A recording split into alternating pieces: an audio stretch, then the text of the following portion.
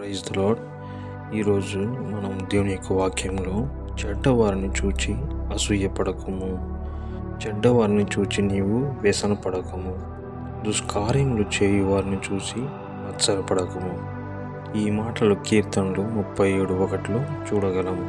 అయ్యో, నేను అప్పుడే రక్షణ పొందినానే, లోకమును అనుభవించలేకపోతున్నానే, నా స్నేహితులంతా ఎంతో జల్సాగా ఇష్టం వచ్చినట్లు ఆనందించుచున్నారే, అయ్యో నాకు ఇది లేదే, అది లేదే, అయ్యో అయ్యో అని చెడ్డవారిని, పాత స్నేహితులను చూచినప్పుడు వ్యసనపడకము.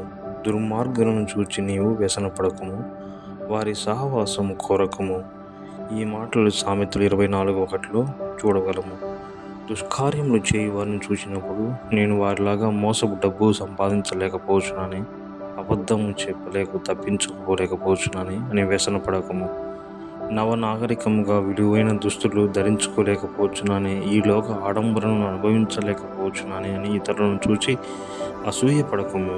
ఆసాపు ఒకసారి ఇట్లే తలంచెను, భక్తిహీనులు ఎల్లప్పుడూ నిశ్చింతగలవారై ధనవృద్ధి చేసుకున్నారే, నా హృదయం నేను శుద్ధి చేసుకుని ఉండుట వ్యర్థమే, నా చేతులు కడుకుని ఉండుట వ్యర్థమే, దానివల్ల నాకు దినమంతా బాధ కలుగుచున్నది అని అనుకొనెను.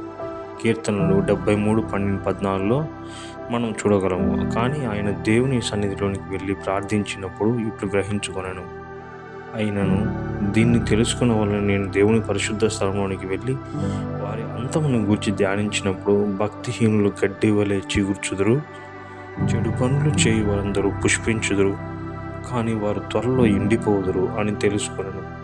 కీర్తన 92:7 నిశ్చయంగా వారు కాలు జారు చోటనే ఉన్నారు, వారు నశించినట్లు పడిపోదురు, క్షణమాత్రంలోనే వారు పాడైపోదురు.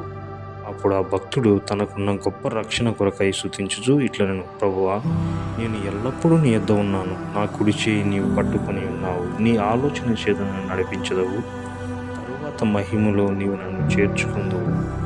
కీర్తన 73:3 చూడగలవు. వారు నశించిపోదురు, కాలు జారి నరకంలో పడెదరు, నీవు నాకుండగా ఈ లోకంలో ఏదీ నాకు అక్కర్లేదు అని తృప్తి పడెను. ఈ రీతిగా మనము దేవుని కాపుదలో, దేవుని భద్రతలో ఉన్నామని తెలుసుకొని దావీదును ఆశీర్వదించిన దేవుడు నన్ను ఆశీర్వదించగలడు, తృప్తిపరచగలడు. అలాగని ఎవరైతే దావీదుకి వ్యతిరేకంగా సౌలు, షిమి, అహితోపేలు లాంటి శత్రువులు, ఫిలిష్తీయులు, గొల్యాతు లాంటి వాళ్ళు ఎంతమంది వచ్చినా దావీదుని ఏమీ చేయలేకపోయారు. ఎందుకనగా దావీదుకు దేవుడు తోడున్నాడు, దావీదు దేవుని యందు భయభక్తులు కలిగి ఉన్నాడు. కనుక నా జీవితంలో ఎంత శత్రువులు ఉన్నా, ఎన్ని విధాలుగా పోరాటంలో ఉన్నా, ఎన్ని సమస్యలు ఉన్నా సరే, మనకు దేవుడు తోడున్నప్పుడు శత్రువులు వాటంతటా వారే మరణించే విధంగా ఉంటారు.